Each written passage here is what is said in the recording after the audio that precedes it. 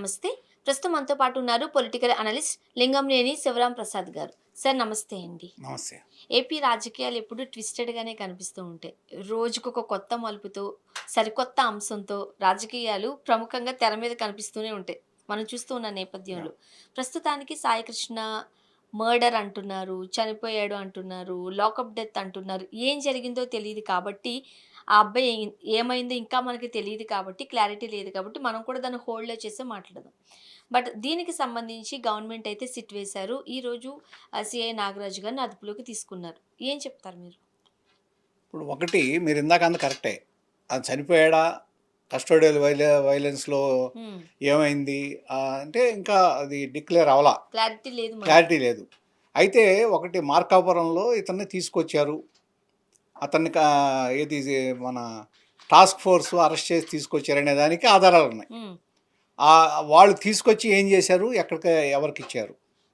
అతన్ని అక్కడ పోలీస్ స్టేషన్‌లో తీసుకొచ్చిన తర్వాత స్టేషన్‌లో ఈ సీఐ ఎవరైతే నాగరాజు ఉన్నారో, నాగరాజు. ఈయన అక్కడ కస్టోడియల్ వైలెన్స్ జరుగుతుంటే అది చూడలేక దాని మీద వీడియో చేసిన వ్యక్తి కూడా ఉన్నాడు. హ్మ్. అతను కూడా ఆత్మహత్య చేసుకున్నాడు. ఇది పేరుపోగు వెంకటేశ్వరరావు గారు ఎవరో ఎంఆర్‌పీఎస్ లీడర్ ఉంటే వాళ్ళ అబ్బాయి. తర్వాత అక్కడ ఆ రోజున కస్టడీలో ఉన్న ఒక నేరస్తులు కూడా ఇతన్ని తీసుకొచ్చి గోళ్ళు తీస్తా ఇవన్నీ చేస్తున్నప్పుడు బయటికి వదిలేస్తే అతను కూడా వీడియో చేశాడు ఒకటి. హ్మ్. అతను కూడా రిలీజ్ చేశాడు. సరే అది ఏం జరిగింది? కస్టోడియల్ వైలెన్సా కాదా అనేది పక్కన పెడితే 38 రోజులు జరిగింది. 35 రోజుల తర్వాత బయటకొచ్చింది. ఆ 35 డేస్ ఏంటి అసలు? పోలీసులు 24 అవర్స్‌లో అరెస్ట్ చేసిన తర్వాత అరెస్ట్ చేసేటప్పుడే వాళ్ళ ఫ్యామిలీకి ఇన్ఫర్మేషన్ ఇవ్వాలి. మేము ఇట్లా అరెస్ట్ చేస్తున్నాం, అదుపులో తీసుకున్నాం, ఇది కేసు అని ఇన్ఫర్మేషన్ ఇవ్వాలి. ఇవ్వలా. అక్కడున్న వాళ్ళకి ఎవరికి ఇవ్వలా. అతను అదుపులో చేసి తీసుకొచ్చారు. తీసుకొచ్చిన తర్వాత 24 అవర్స్‌లో కోర్టులో ప్రొడ్యూస్ చేయాలి. చేయలా. చేయకపోగా ఇక్కడ ఏది పోలీస్ స్టేషన్‌లో కస్టోడియల్ వైలెన్స్ జరిగింది అనేది ఒకటొచ్చింది. మరి ఇన్ని జరుగుతుంటే ఇన్ని 35 రోజుల తర్వాత అది కూడా వాళ్ళ మదరు గొడవ చేసి ఆవిడ సిపి దగ్గరికెళ్ళి తర్వాత కోర్టుకెళ్ళి మా అబ్బాయి ఇట్లా అయిందని హెబియస్ కార్పస్ వేస్తే కానీ బయటికి రాల. అవును.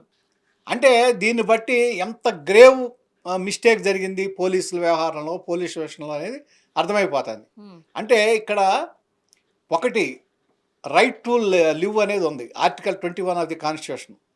21 ఆర్టికల్ ప్రకారం జీవించే హక్కు ఉంది. హక్కుంది. ఆ జీవించే హక్కుని పోగొట్టారు. అంటే ఏది మీరు కాన్స్టిట్యూషనల్ వైలెన్స్ జరిగింది.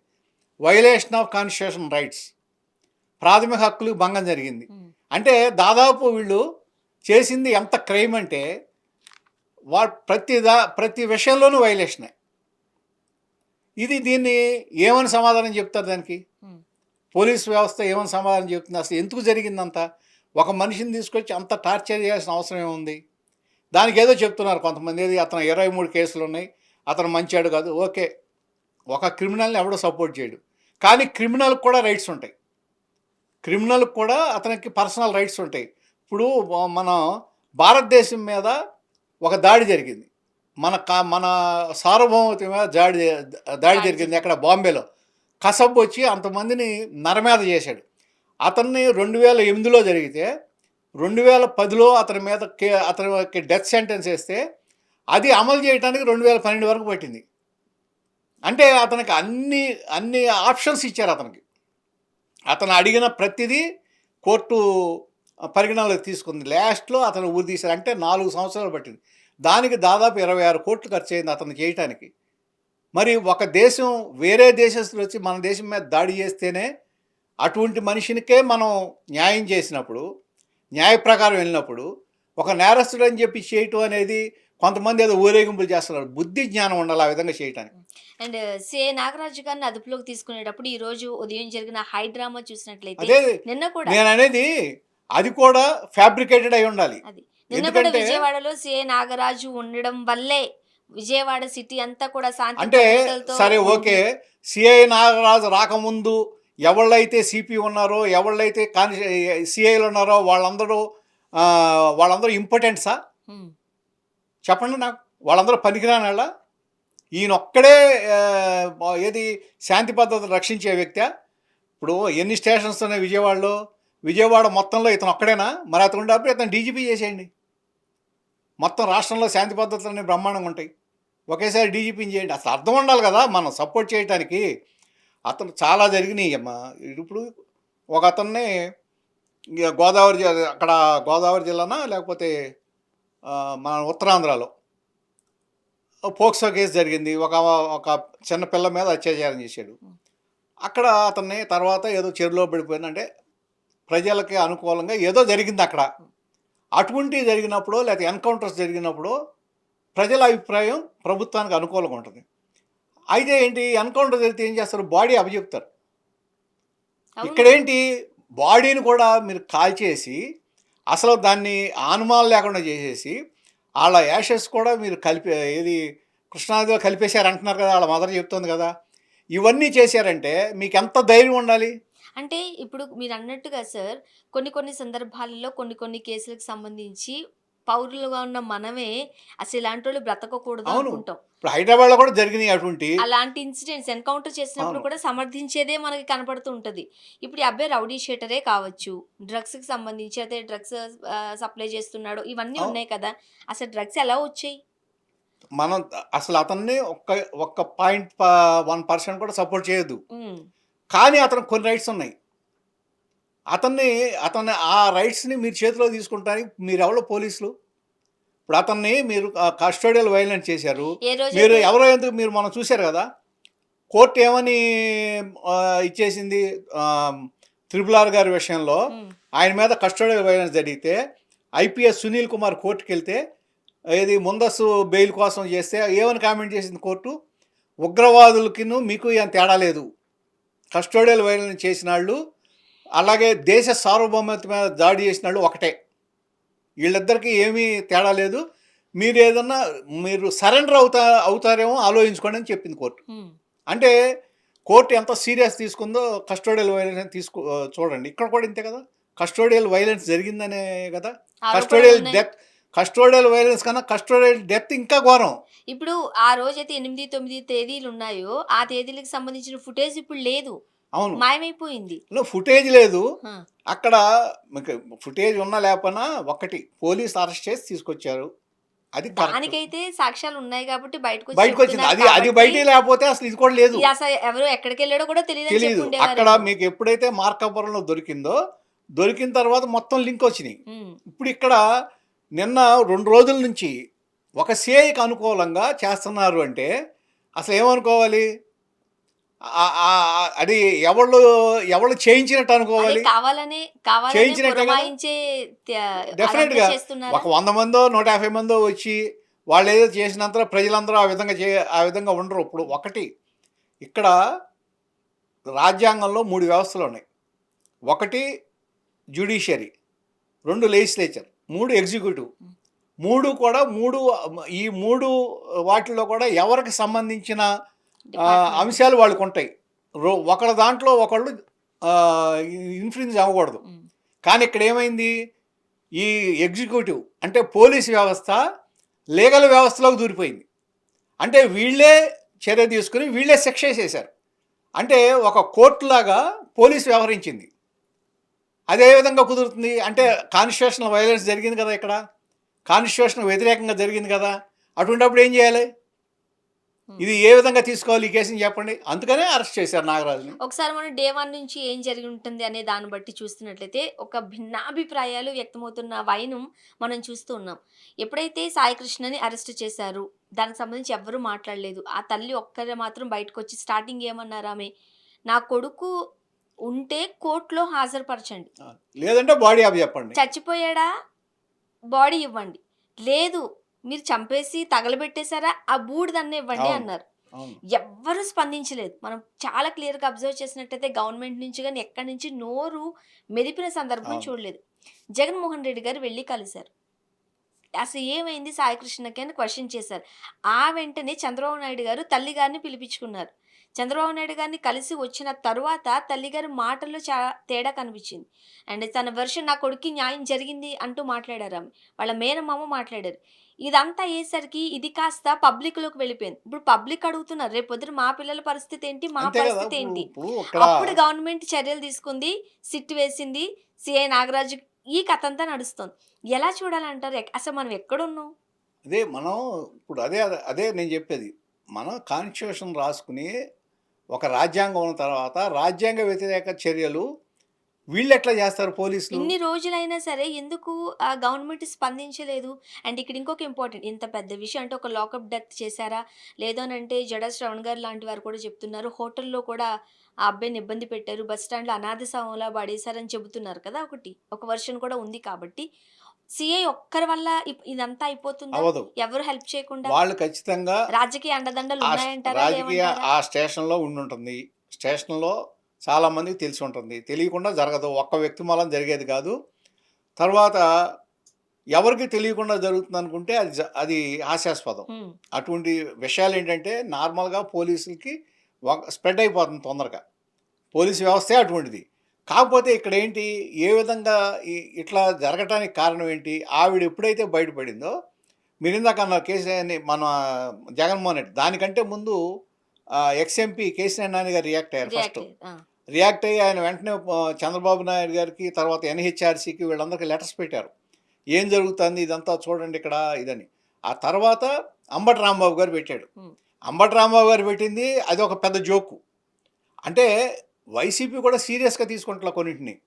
అక్కడ ఆయన పెట్టిందేంటి ప్రెస్ మీట్ పెట్టి చెబుతా ఆ చనిపోయిన వ్యక్తి ఫోటో చూపించాడు. ఈయన సాయికృష్ణ అని. కానీ ఆయన సాయికృష్ణ చేతిలో హత్య చేయబడిన నితీష్ రెడ్డి ఫోటో అది. హ్మ్. జగయ్యపేటలో సాయికృష్ణ అనే అతను చంపాడు ఒక ఆయన్ని. హ్మ్. ఏది వాళ్ళ స్నేహితుడినే నితీష్ రెడ్డి. అతని ఫోటో చూపించి సాయికృష్ణ ఫోటో అంటాడు.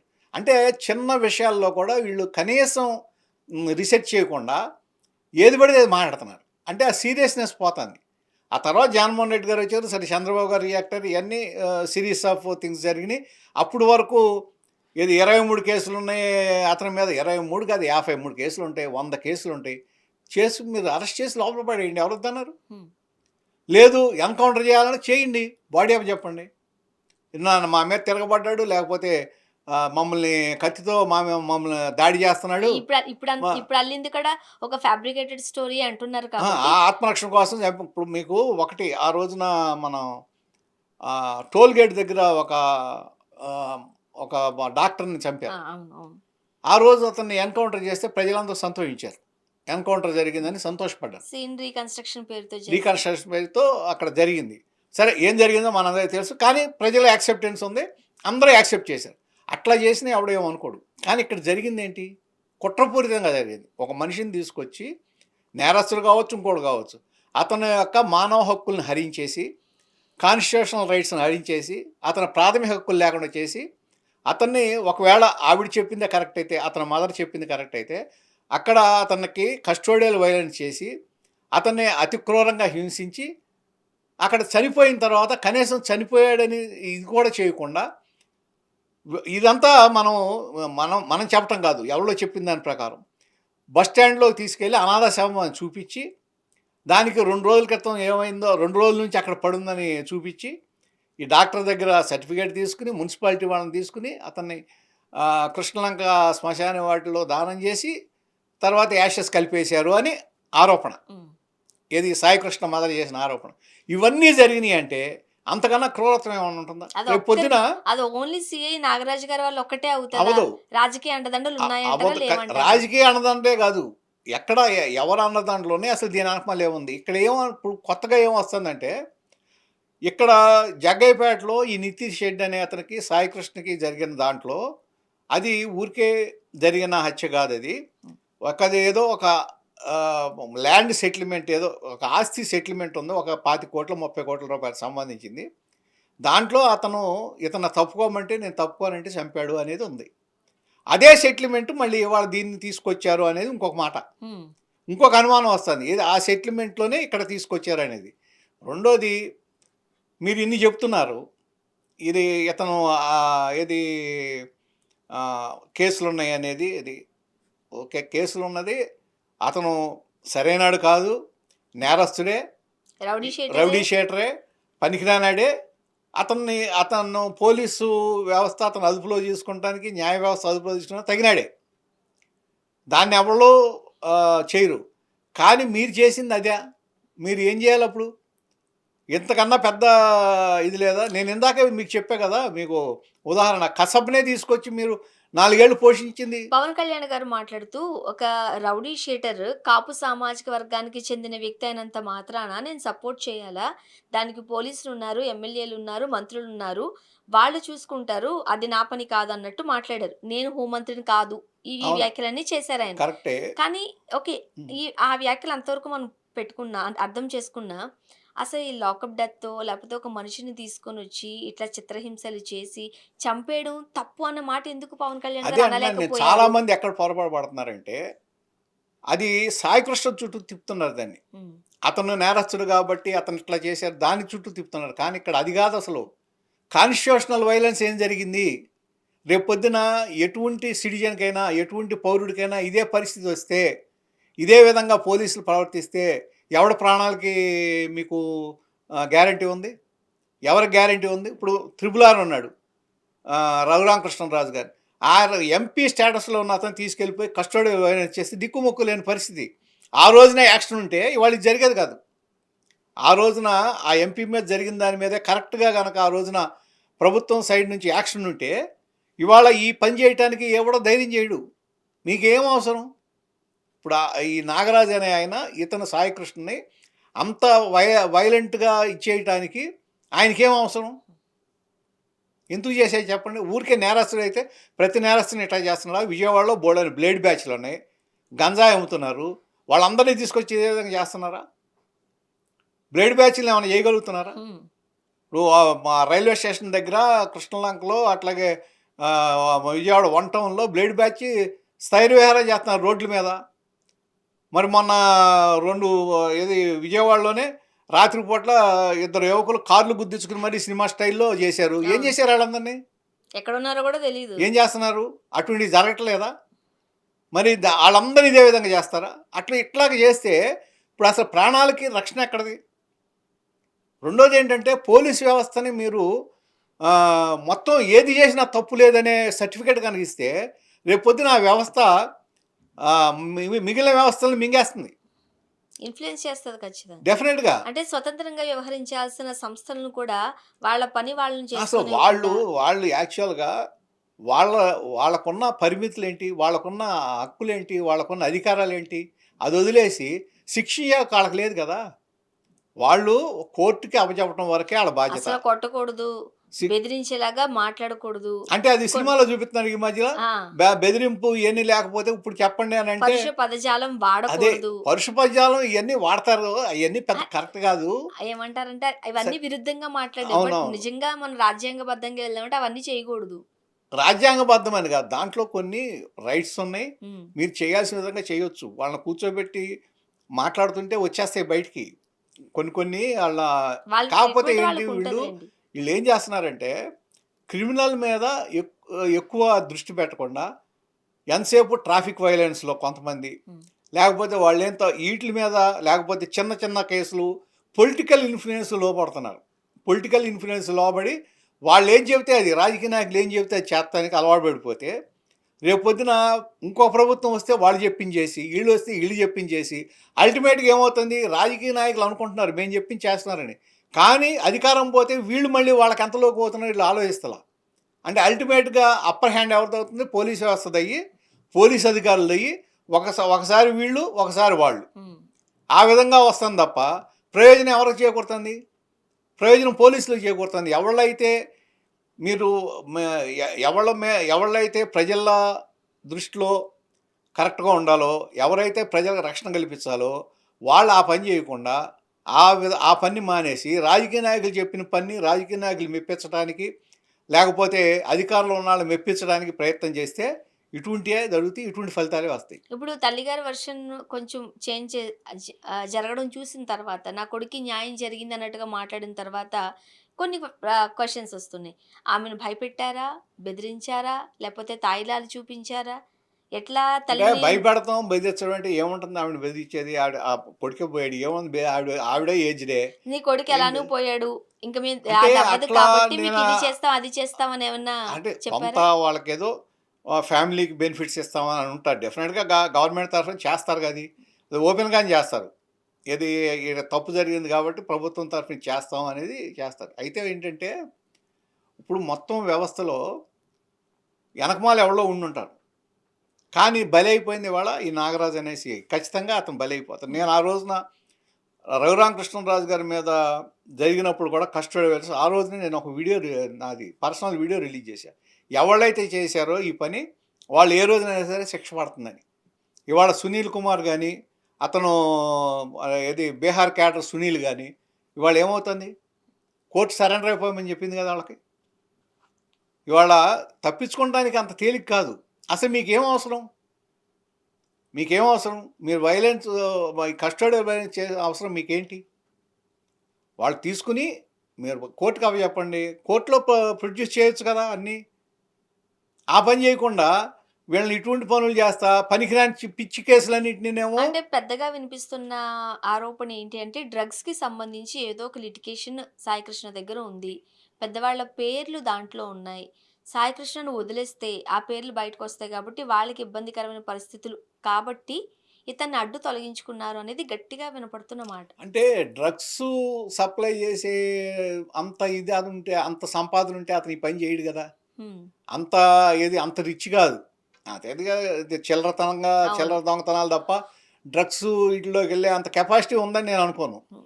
కాకపోతే ఏంటంటే నేను ఇందాక జనం ఇప్పుడు ప్రస్తుతం జనాల అనుమానం ఏంటంటే ఏదో ఒక ల్యాండ్ సెటిల్మెంట్ ఏదైతే నితీష్ రెడ్డితో జరిగిందో దాని కంటిన్యూషనే ఇది అని. ఓకే. అతను అక్కడి నుంచి వెళ్ళిపోయి మార్కాపురంలో ఉంటున్నాడు. అది కూడా డిస్‌గైజ్‌లో జొమాటోకో దేనికో చేస్తా ఉంటే వాళ్ళ మదర్ దగ్గరికెళ్ళి ఫోన్ తీసుకొని ఆ ఫోన్ నుంచి ఏ నంబర్‌లకి ఎక్కువ కాల్ వెళ్తుందో చూసి ఆ కాల్‌ని ట్రాక్ చేసి అతను పట్టుకొచ్చారు హ్మ్. అనేది ఇప్పుడు చెప్తున్నారు. పట్టుకొచ్చిన తర్వాత 35 రోజులు ఏం చేశారు? ఏం జరిగింది? ఇప్పుడది. అంటే జగన్మోహన్ రెడ్డి గారు కూడా కాస్త భీష్మించుకుని కూర్చున్నారు. అసలు ఏం చేశారు సాయికృష్ణని చెప్పాలి అంటున్నారు. ఈ కేసును సీబీఐకి అప్పగించాలి అంటున్నారు. మీరేమంటారు? సిబిఐకి అప్పజెప్పాల్సిన కేసే. అయితే సిట్ ఏశారు సీనియర్ పోలీస్ ఆఫీసర్‌తో. సిట్ ద్వారా సాయికృష్ణకి, సాయికృష్ణ ఫ్యామిలీకి న్యాయం జరుగుతదని అనిపిస్తుందా మీకు? జరగకపోతే వాళ్ళ సీఐ అరెస్ట్ అయ్యాడుగా. వాళ్ళు సీఐని అరెస్ట్ చేశారు కదా! హ్మ్. అరెస్ట్ చేశారంటే ఇప్పుడు బయటికి లాగుతారు. అంటే వస్తాయి. ప్రెషర్ ఒస్తుంది కాబట్టి తూతూ మంత్రంగా ఏవో తూతూ చేయాలి మంత్రంగా కాబట్టి, చేయటానికి ఇదైతే చేసి తర్వాత వాళ్ళకి కావాల్సిన లొసుగులో మళ్ళీ వాళ్ళు చట్టాలను నేను ఉపయోగించుకోవడం అనుకుంటాం దీంట్లో ఎక్కడ కుదరదు. ఎందుకంటే ఎవళ్ళో ఒకళ్ళ మీద వేటు దీనికి పడాల్సిందే. పడాల్సిందే. ఎందుకంటే ఏమీ జరగకుండా మాత్రం అవ్వదు. హ్మ్. ఎందుకంటే అక్కడ అన్నీ మీకు ఏది దానికి సంబంధించిన ఆధారాలు దొరికినాయి కదా! తీసుకొచ్చారు కదా! తీసుకొచ్చారని తెలిసింది. ఇంకా వేరే వీడియోలొచ్చినియి. అందుకనే స్టేషన్ మొత్తం ఇవాళ అందరినీ ఎవరెవరైతే స్టేషన్‌లో ఉన్నారో వాళ్ళందరినీ ఆల్రెడీ ఇన్వెస్టిగేట్ చేశారు వాళ్ళని. ఇప్పుడు తన వరకు అడిగారు. వచ్చింది కాబట్టి, తనంటూ ఖచ్చితంగా వేటు పడాల్సిన పరిస్థితి ఒస్తుంది కాబట్టి, సీఐ నాగరాజు ఏదైనా బయట కక్కే అవకాశాలున్నాయంటారా? బయటకొచ్చి చెబితే అతనికే మంచిది. ఎందుకంటే ఒకవేళ ఇది ఖచ్చితంగా అతనికి 99% శిక్ష పడే కేసిది. హ్మ్. కారణం ఏంటంటే ఆహ్, ఒకవేళ అతను చేసింది కాకుండా బాడీ కూడా లేకుండా చేయటం అనేది పెద్ద క్రైమ్ అది. క్రైమ్. హ్మ్. దాంట్లో తప్పించుకోవడానికి వీలు లేని విషయం. అక్కడ ఇప్పుడు చాలా చాలా చోట్ల ఎక్కడో దొరుకుతుంది. ఇప్పుడు అక్కడెందుకు మీకు ఒక యాప్ ఉంది. పోలీసు దగ్గర ఉంటుంది. బస్ స్టాండ్‌లో తప్పిపోయాడు. ఆ ఫోటో పెడితే మీకు ఆ అడ్రెస్‌లతో సహా వచ్చేస్తాయి. అసలది ట్రై చేశారా వాళ్ళు? ఇప్పుడు ఈ సాయి కృష్ణ అనేవాడు మీ రికార్డ్స్‌లోనే క్రిమినల్. పోలీస్ రికార్డ్స్‌లోనే క్రిమినల్ గదా! అవునా కాదా? హ్మ్. పోలీస్ రికార్డ్స్‌లో క్రిమినల్‌గా ఉన్నాడు. ఫోటో పెడితే మీ పోలీస్ రికార్డ్స్ ఇమ్మీడియేట్‌గా వచ్చేస్తాయి. ఒక యాప్ ఉంది పోలీసులకి. హ్మ్. అది ఎందుకు యూజ్ చేయలా? అది యూజ్ చేస్తే మీకు వాడి అడ్రెస్‌తో సహా సాధారణంగా మనం ట్రాఫిక్కుల దగ్గర ఈ యాప్‌ని వాడడం చూస్తూ ఆ! ఉంటాం. ఆ అడ్రెస్‌తో సహా మీకు వచ్చేస్తుంది కదా! వచ్చేస్తది. ఏమన్నా కేసులున్నాయా? అసలు ఎన్ని సార్లు అసలు పట్టుబడ్డారు? అతను ఏంటి? అతని మొత్తం అడ్రెస్‌తో చిట్టా సహా అంతా వచ్చేస్తుంది వచ్చేస్తది. కదా! వచ్చేసినప్పుడు మీరు వాళ్ళ మదర్ని పిలిచి అప్పచెప్పాలిగా, మీ వాడు డెడ్ బాడీ ఇక్కడ ఉంది అని చెప్పి వాళ్ళ ఫ్యామిలీకి అప్పచెప్పాలి కదా. హ్మ్. అంటే ఎన్ని వైలేషన్స్ జరిగినాయి ఇక్కడ, అంటే ఇదంతా కుట్రేగా. కుట్ర. ఇప్పుడు కాబట్టి ఖచ్చితంగా ఇక్కడ అతను బుక్ అయిపోతాడు, అందుట్లో ఏం అనుమానం లేదు. ఇప్పుడు 29న ఏంటి అనేది చెప్పాల్సిన అవసరం ఉండింది. ఉంది. ఏం చెప్తారని అనుకుంటున్నారు మీరు? ఏం చెప్తారు, మాకు తెలియదని చెప్పాలి. తెలీదని చెబితే మార్కాపురం నుంచి తీసుకొచ్చిన ఎల్బీ ఉంది. సో తెలుసని చెబితే బాడీ చూపించాలి. హ్మ్. లేడు మేము స్టేషన్ నుంచి ఈ రోజున పంపించేసామని చెప్తే అది చెప్పాలి. ఏం చెప్పినా అతను తీసుకురాలేరు కదా. అంటే సీసీటీవీ ఫుటేజ్‌లు అయితే లేవు. దానికి అది సంబంధించిన అందరికీ ఆధారాలు తెలిసిందే. తుడిపేశారు. అందరికీ తెలిసిందే. ఫుటేజ్‌లు తీసేస్తారు. ఫుటేజ్ తీసేసినా ఎక్కడో ఒక చోట, ఏ షాప్ దగ్గరో, ఇంకో చాటో ఇవాళ బయట కూడా దొరుకుతున్నాయి. హ్మ్. బయట అవును. కూడా షాపుల దగ్గర కూడా సీసీ ఫుటేజెస్ ఉంటాయి. ఉంటున్నాయి. వచ్చే దారిలోనే దొరుకుతున్నాయి. ఇప్పుడు మొన్న ఈ మధ్య క్రిమినల్స్ కూడా అట్టాగే దొరికారు. ఫుటేజ్‌లు దొరుకుతాయి ఎక్కడో సైడ్ ఎతికితే కరెక్ట్‌గా. సో నేను అనుకుంటాం అయితే ఈయన నాగరాజు చేశాడా, చేయలేదా, ఎంతవరకు ఆయన పాత్ర అనేది వదిలేస్తే, ఆయన పాత్ర మాత్రం పూర్తిగా అనుమానాస్పదం ఈ ఈ విషయంలో. 29కి ఏమన్నా కాస్త నిజాలు బయటకొచ్చే అవకాశాలు ఏమైనా ఉన్నాయా? కోర్ట్ ఏం చెప్పే అవకాశాలు ఉన్నాయంటారు ఫైనల్‌గా? వీళ్ళు అసలు ముందు వీళ్ళు అతను ఉన్నాడా లేడా చెప్పాలి. లేదు మేము పంపించేసాం ఆ రోజునని చెప్తారా? ఆ విధంగా చెప్పడానికి మరి సిట్టు ఇవాళ వచ్చింది కదా. అలాంటిది ఏదన్నా ఉంటే ఈ పాటికి ఎప్పుడో అంటే చెప్పుండేవారుగా. ఒకటి ఇది సివియర్ కేసు. జనం జనంలోకి వెళ్ళిపోయింది. సో ఎవడో ఒకడు దానికి బాధ్యుడిని చేయాల్సిందే. కాబట్టి కర్త కర్మ క్రియ ఒకటే కదా. స్టేషన్ హెడ్ హ్మ్. అతనే కాబట్టి అతని మీదకే వెళ్తుంది. కాదని ప్రూవ్ చేసుకునే బాధ్యత అతని మీదే ఉంటుంది ఇప్పుడు. చూద్దాం ఏం జరగబోతుంది. 29కి అసలు ఏం చెబుతారు, ఏంటి అనేది ఇంకా క్లారిటీ రావాలి. కొంచెం వెయిట్ చేయాలి మనం. చూద్దాం సార్ ఏం జరగబోతుందో. థాంక్ యూ సో మచ్ అండి.